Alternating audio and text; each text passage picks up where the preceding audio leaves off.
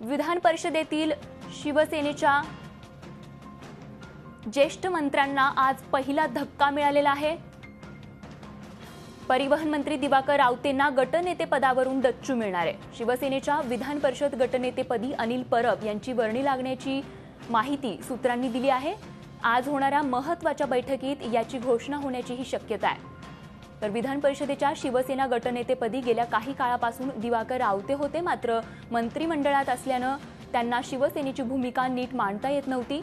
तर नुकत्याच झालेल्या मुंबई महापालिकेच्या निवडणुकीत अनिल परब यांनी मोलाची कामगिरी करत शिवसेनेला आपला गड राखण्यास मदत केली होती आणि त्याचंच बक्षीस म्हणून त्यांची विधान परिषद गटनेतेपदी वर्णी लागल्याचं बोललं जात आहे। तर उद्धव ठाकरे यांच्याकडून विधान परिषदेतील सेनेच्या मंत्र्यांच्या खांदेपालटाचे स्पष्ट संकेत शिवसेनेकडून देण्यात आले आहेत आणि त्यासाठीच उद्धव ठाकरेंच्या उपस्थितीत आज महत्त्वाची बैठक होणार आहे।